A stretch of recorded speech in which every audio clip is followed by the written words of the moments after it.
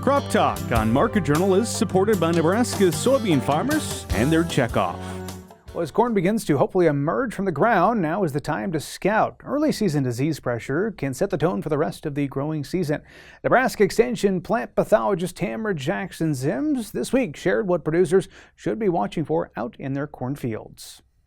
Have a big sample because we like to be able to run it at least twice. Sometimes during drought conditions like what we're experiencing in much of Nebraska, the crop stress in plants that may have compromised root systems may begin to show more visibly to you, and so you might start to see nematode damage in some of the fields where you've got higher population densities. Unfortunately, there's more than a dozen different species of nematodes that can affect corn, and the number that you have and which ones is really what determines whether you have a problem or not, as well as the growing conditions. These growing conditions are stressful, and plants that have compromised roots again are going to have a harder time picking up water and the nutrients that they need. You won't know if you have problems with nematodes though until you take a sample, and so let's talk about how to do that properly. To sample nematodes in corn, it's more difficult than when you talk about soybean cyst nematode because we're talking about more than a dozen different species that could be present. Timing is the first thing to consider. If the fields that you need to sample are sandy soil, then you're probably going to want to sample early in the season, and so by about V5 or V6 leaf stage. And that's because sandy fields can have some types of nematodes that can go very deep, out of reach of your normal soil probe. And so we need to catch them when they're in the shallow part of the soil in the upper 7 or 8 inches feeding. And that means sampling earlier in the season, which is often good because that's about the time of season that you might start to see symptoms. For any other type of soil, it's okay to sample almost any time of year, although you may find that it's easier to wait until the end of the season when you can see where those spots are where you had lower than expected yield. That would be a good time to investigate what the cause of that problem is.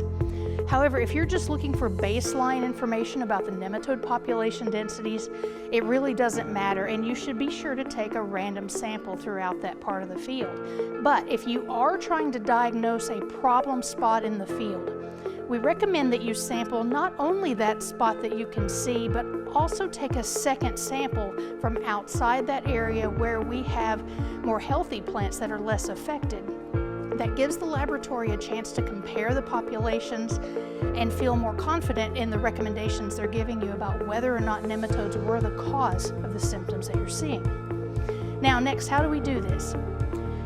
We need both soil, and some labs need plant samples as well, and so we recommend taking about 2 cups of composite soil from those areas of the field using soil cores that go down to about 6 to 8 inches through the root zone. And so be sure and mix those up, store them in a plastic bag.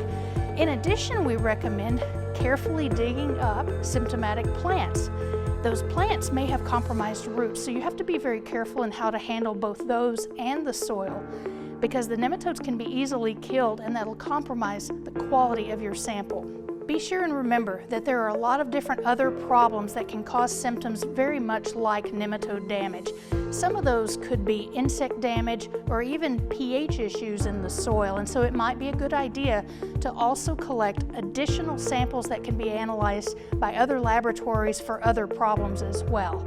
And so when you get those results back, there's a few things to keep in mind. You're sampling right now so that you can make a management plan for the future. Sometimes managing nematodes can require multiple approaches to have better results.